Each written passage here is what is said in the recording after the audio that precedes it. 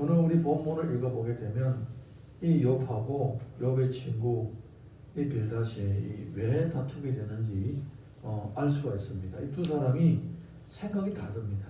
얼핏 보기는 같은 것 같을지라도 사실은 이 사람 두 사람이 생각이 다릅니다. 우리 1절에서 4절 다시 읽어보겠습니다. 1절에서 4절 다 같이 읽습니다. 시작. 수아 사람 빌닷이 대답하여 이르되 너희가 어느 때에 가서 말의 끝을 맺겠느냐 깨달으라. 그 후에야 우리가 말하리라. 어찌하여 우리를 짐승으로 여기며 부정하게 보느냐. 울분을 터뜨리며 자기 자신을 찢는 사람아 너 때문에 땅이 버림을 받겠느냐. 바위가 그 자리에서 옮겨지겠느냐. 빌닷은 욥을 책망하고 있습니다. 욥을 왜 책망하느냐. 너는 지금 자기 자신이 스스로 자기를 학대하고 있다. 말로 자신을 학대하고 있다. 이처럼 이렇게 부정적인 언어를 아무리 내뱉어도 이 열악한 현실을 바꾸는 데는 아무런 소용이 없다. 이렇게 얘기를 하고 있는 것입니다. 사실은 그렇습니다. 열악한 현실을 향하여서 아무리 불평을 해도 현실을 바꿀 수가 없습니다. 내가 불평해가지고 현실을 바꾼다고 한다면 언젠밖에 없겠죠. 아무리 내 속에 있는 불평과 불만 터더라도 현실은 안 바뀐다 이것입니다. 그래서 현실이 안 바뀔 뿐만 아니라 이런 부정적인 말들이 오히려 내 마음을 힘들게 하고 듣는 사람들도 힘들다 이것입니다. 그래서 현실을 바꾸고자 하는 사람은 일단은 부정적인 말을 금해야 한다. 이렇게 얘기를 하고 있는 것입니다. 자, 이게 중요한 것입니다. 부정적인 말, 자기 자신을 학대하는 말은 현실을 바꿀 수가 없을 뿐만 아니라 오히려 현실이 더 어려워진다. 그러니까 부정적인 말을 하지 말라. 이렇게 얘기를 하는 것입니다. 들어보면 엄청 맞는 말입니다. 그런데 욥의 생각은 뭐냐. 욥은 그냥 자신의 영적인 상태를 표출을 하는 것 뿐이었습니다. 나는 지금 이렇다. 이런 생각을 하고 있고 이런 것들을 소원한다. 이렇게 얘기를 하고 있는 것입니다. 무슨 얘기냐. 내가 이렇게 유복하게 살다가 어느 날에 갑자기 이렇게 재난을 당했는데 이것은 하나님이 나를 치신 것이다. 이렇게 생각을 하는 거예요. 이게 중요한 것입니다. 하나님이 나를 치셨다예요. 자, 이것을 방금 전에 말씀을 드렸던 것과 대입을 하면 이런 거예요. 해가 남쪽으로 계속 가니까 북쪽이 추운 거예요. 이것을 바꿀 수가 없다라고 생각하는 것입니다. 바꾸려고 하는 사람도 없습니다. 어떤 미친 사람이 남쪽으로 가는 해를 못 가게 잡아맬 수가 있다고 생각하고 잡아매려고 하겠습니까? 추우면 옷 더 입고 방이 추우면 불 좀 더 대고 도저히 이 지역이 살기 힘들으면 따뜻한 데로 옮기고 이게 사람이 할 수 있는 거예요. 적응을 해나간다 이 말입니다. 그런데 욥은 지금 내가 지금 당하고 있는 재난, 재물이 다 없어지고 자녀들이 다 죽고 몸이 병들어 죽게 되는 이 상태는 하나님이 나를 치신 것이다라는 겁니다. 이게 중요한 거예요. 무슨 뜻이냐? 하나님이 나를 치셨다라면 이 상황을 바꿀 수가 있는가라는 거예요. 첫째. 여러분의 생각은 어떻습니까? 만약에 하나님 이렇게 하셨다라고 단언을 한다면 진짜 그 하나님이 하신 것이 맞다면 그것을 바꿀 수가 있습니까? 바꿀 수가 없습니다. 그게 하나님이 하시는 그 일이 맞다면 사람의 힘으로 바꿀 수가 없는 것입니다. 그러면 사람의 힘으로 바꿀 수가 없다면 어떻게 해야 되느냐? 그거를 적응해 나가야 된다. 이것입니다. 지금 욥의 마음이 그 마음이에요. 욥은 내가 이렇게 잘못해가지고 이렇게 어려움을 당하고 있으니까 내가 이 어려움에서 벗어나려면 이렇게 해야 되겠다. 이 머리를 굴리고 있는 게 아니에요, 지금. 그러니까 앉아가지고 하나님이 나를 치셨으니까 나는 지금 이 나에게 주어진 이 변화시킬 수가 없는 이 현실을 나는 받아들이고 그리고 이유를 모르는 이 하나님으로부터 오는 이 매맞음이 도대체 그 이유가 뭔지 내가 알고 싶다. 지금 죽기 전에 알게 되면 더 좋고 죽기 전에 내가 알아내지 못했다면 죽은 다음에라도 내가 하나님 앞에 가서 내가 이거 알아내야 되겠다. 그러니까 하나님 앞에 가서 내가 이 고난의 이유를 알기 위해서는 일단 하나님과 나 사이에는 중보자가 계셔야 된다. 내가 죄 때문에 고난을 당하는 것이 아니다라고 중보해 주실 분이 필요하다. 이런 심정인 거예요, 사실. 이해가 되죠? 다른 거예요, 다른 거예요. 하나님이 주신 현실이라면 나는 바꿀 수가 없으니까. 근데 바꿀 수가 없는데 나는 왜 이렇게 고난을 당하냐? 이유를 모르겠다, 이거예요. 이것이 가장 중요한 거예요. 가장 중요한 거예요. 생각이 다른 거예요. 생각이 다른 거예요. 친구들은 계속 지금 상황이 이래 어려우니까 잘하면 된다. 계속 방법론적인 것들을 얘기하고 있는 것입니다. 근데 욥은 방법론적인 것들을 생각하는 것이 아니라 영적인 문제를 해결하려고 하는 거예요. 하나님과의 관계가 단절되고 하나님이 미웃고 싫고 하나님이 등지고 싶은 것이 아니라 고민에 빠진 거예요. 쉽게 말하자면 영적인 질문에 대한 해답을 찾으려고 하였던 것입니다. 자, 이런 것을 모르는 강구하를 한 빌닷이 계속 얘기를 하고 있죠. 자, 우리 5절에서 19절 쭉 이어서 읽어보겠습니다. 5절에서 19절 시작. 악인의 빛은 꺼지고 그의 불꽃은 빛나지 않을 것이요 그의 장막 안의 빛은 어두워지고 그의 위의 등불은 꺼질 것이요 그의 활기찬 걸음이 피곤하여지고 그가 마련한 꾀에 스스로 빠질 것이니 이는 그의 발이 그물에 빠지고 올가미에 걸려들며 그의 발 뒤꿈치는 덫에 치이고 그의 몸은 올무에 얽힐 것이며 그를 잡은 덫이 땅에 숨겨져 있고 그를 빠뜨릴 함정이 길목에 있으며 무서운 것이 사방에서 그를 놀라게 하고 그 뒤를 쫓아갈 것이며 그의 힘은 기근으로 말미암아 쇠하고 그 곁에는 재앙이 기다릴 것이며 질병이 그의 피부를 삼키리니 그 사망의 장자가 그의 지체를 먹을 것이며 그가 의지하던 것들이 장막에서 뽑히며 그는 공포의 왕에게로 잡혀가고 그에게 속하지 않은 자가 그의 장막에 거하리니 요황이 그의 처소에 뿌려질 것이며 밑으로 그의 뿌리가 마르고 위로는 그의 가지가 시들 것이며 그를 기념함이 땅에서 사라지고 거리에서는 그의 이름이 전해지지 않을 것이며 그는 광명으로부터 흑암으로 쫓겨 들어가며 세상에서 쫓겨날 것이며 그는 그의 백성 가운데 후손도 없고 후회도 없을 것이며 그가 거하던 곳에는 남은 자가 한 사람도 없을 것이라. 빌닷은 지금 욥의 모습을 빗대놓고 욥이 악인과 같다고 지적을 합니다. 너는 지금 하는 꼴을 보게 되면 악인과 별 다른 것이 있느냐 한번 보라 이거예요. 악인들은 이렇게 망한다. 쭉 얘기를 하죠. 자기가 놓은 덫에 걸리게 되고 빛에 있다가 흑암으로 들어가게 되고 자네가 없이 망하게 되고 살던 것도 다른 사람이 차지하게 되고 쭉 보게 되면 딱 욥을 놓고 하는 거예요. 악인을 놓고 악인을 얘기하고 있지만은 사실은 욥을 빗대놓고 하는데 누가 봐도 뻔한 거예요. 그러니까 무슨 말이냐.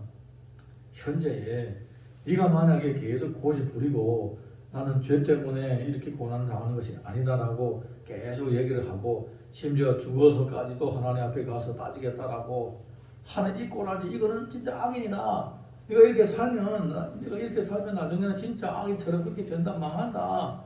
깨끗하게 망한다. 계속 얘기를 하는 거예요. 네. 들어보면 많은 말이기도 합니다. 실제로 악인들이 그렇게 망합니다. 그런데 욥은 그렇게 망할 악인이냐? 이게 문제인 거예요. 욥은 이 빌닷이 얘기한 것처럼 이렇게 망할 악인이냐? 하나님의 은혜가 주입되지 않은 인생은 예측이 가능한 인생이 되는 거예요. 예를 들자면 악인, 하나님의 은혜가 주입되지 않은 상태에서 악인은 그대로 망하게 됩니다. 성경에서 말씀하신 대로 하나님께서 악인들을 향한 저주를 선포하신 그대로 악인들은 다 망하게 돼요. 네.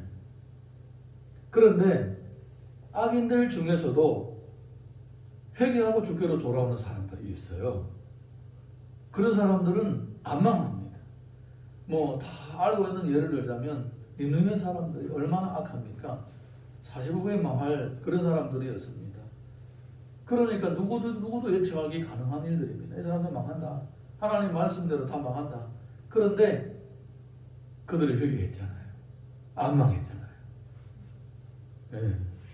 그러니까 하나님의 은혜가 주입되지 않는 인생이라는 것 자체가 전제가 되어야 그 악인을 향한 저주가 그대로 이루어지는 것입니다. 근데 욥은 과연 그런가? 욥은 아니잖아요. 욥은 계속 하나님과 대면하고 싶고 교제하고 싶고 질문을 하고 해답을 찾기 싶은 주님과의 관계가 계속 유지가 되고 있는 경건한 의인이었습니다. 네. 그러니까 이 하나님의 은혜가 주입되는 인생은 반전의 묘미가 있는 것입니다. 예측을 가능하나 그 예측대로 안 되는 경우들이 많다라는 것입니다. 욥이 바로 그렇습니다. 욥은 첫째 자기 인생을 예측을 했겠죠.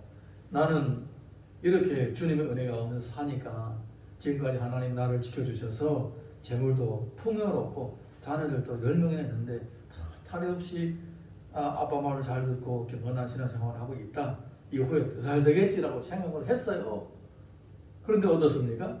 갑자기 어느 날에 환난이 다가와가지고 있는 모든 것 다 사라져버렸죠. 이게 뭡니까? 죄 때문은 아니었다는 겁니다. 지속적으로 주입되는 하나님의 은혜로 인한 이 변수예요. 변수인 거예요. 그래서 이번에는 다 잃어버렸어요. 그러면 아이고 이제 너 아깝기 때문에 네가 이렇게 됐다. 그러니까 네가 이제 망한다. 회개하라. 사람들이 이렇게 얘기하죠. 근데 욥은 또 그렇게 생각하고 있지 않죠. 악한 사람일지라도 하나님의 은혜가 주입되면 회개하고 주께로 돌아옴으로써 하나님의 심판과 저주가 사라지게 되고 인생의 반전이 일어나게 되는 것입니다. 하물며 하나님과의 관계가 지속적으로 유지되는 사람이겠습니까? 당분간은 열악한 상황 때문에 괴로움을 당하고 힘든 일이 있지만은 언젠가 때가 되면 주님이 주신 그 은혜가 꽃피게 되면서 그 열악한 상황 가운데서 벗어나게 되는 것입니다. 할렐루야. 자, 우리 이어서 20절에서 21절 보겠습니다. 시작. 그의 운명에 서쪽에서 오는 자와 동쪽에서 오는 자가 깜짝 놀라리라. 참으로 불의한 자의 집이 이러하고 하나님을 알지 못하는 자의 처소도 이러하니라. 사람들이 악인들이 멸망을 보고 놀라게 된다. 비웃는다. 이렇게 지적을 하고 있습니다. 예. 미래에 대한 이런 예측은 얼마든지 예측한 대로 되지 않은 경우가 많습니다. 미래는 우리의 영역이 아니라 사실은 미래는 하나님의 영역입니다. 할렐루야.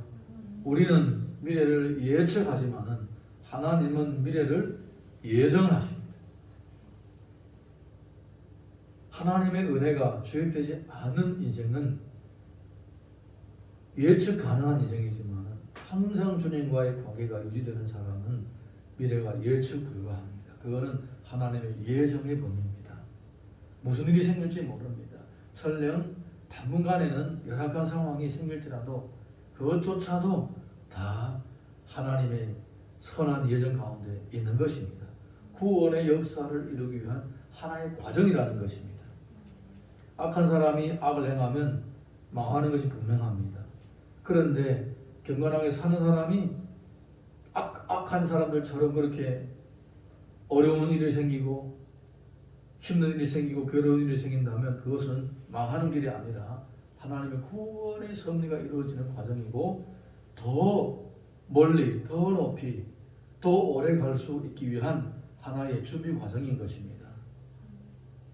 활을 당길 때에 한번 뒤로 쭉 당겼다가 놓습니다. 뒤로 당겼다가 놓습니다. 그것처럼 하나님께서 우리 인생에 큰 은혜를 주시고자 할 때에는 때로는 고난도 함께 아울러서 고난이 먼저 선행을 하게 되는 거예요. 요한 3서 1장 2절 보게 되면 사랑하는 자여 내 영혼이 잘됨 같이 내가 범사에 잘되고 강건하기를 내가 간구하노라. 이런 말씀이 있습니다. 우리에게는 현재 눈앞에 있는 상황을 내가 어떻게 이것을 벗어나고 어떻게 해결해 나갈 것인가, 이런 상황을 바꾸고자 하는 생각보다도 더 중요한 것이 있습니다. 뭐냐? 나와 하나님의 관계가 지금 정상화 되어가고 있는가, 제대로 되어 있는가, 이게 더 중요합니다. 이 영혼의 문제가 더 중요합니다. 욥을 지금 잃어버린 재물을 되찾게 하고 또 자녀를 더 낳게 하고 여러 가지 상황을 바꾸려고 하는 것도 중요하겠지만 욥에게 있어서는 그것보다 더 중요한 것은 자신과 하나님과의 관계였습니다. 영적인 문제가 더 중요했습니다. 그래서 급하게 뭐 하려고 하지 않고 하나님 앞에 자신에게 있는 영적인 문제들을 풀려고 했던 거예요. 잠언 22장 1절 보게 되면 많은 재물보다 명예를 택할 것이요 은이나 금보다 은총을 더욱 택할 것이니라. 나의 상황을 변화시키고자 하는 것도 중요하겠지만 더 중요한 것은 내가 지금 하나님의 은혜를 지속적으로 받고 있느냐, 이것은 가장 중요한 것입니다. 여러분, 내가 지속적으로 하나님의 은혜를 받고 있다면 욥처럼 되었지라도 두려울 것이 없다라는 것입니다. 결국은 욥은 반전에 이 은혜를 체험하게 되고 그의 인생은 영적으로나 삶에서나 새로운 여전보다도 훨씬 더 높은 차원의 삶을 살게 되었던 거예요. 내 영적인 변화가 삶의 변화를 일으키는 거예요. 삶의 변화에 집중하다 보게 되면 내 영이 메말라가는 것도 모르고 살아가는 거예요. 얼마나 위험한지 모릅니다. 그래서 내 영이 주 안에서 날마다 평안 가운데 있고 주님과 가까워지고 늘 은혜 가운데 있다면 삶은 요동칠지라도 다 감당하게 될 줄로 믿습니다. 네, 우리 찬양 하나 부르고 같이 기도하겠습니다.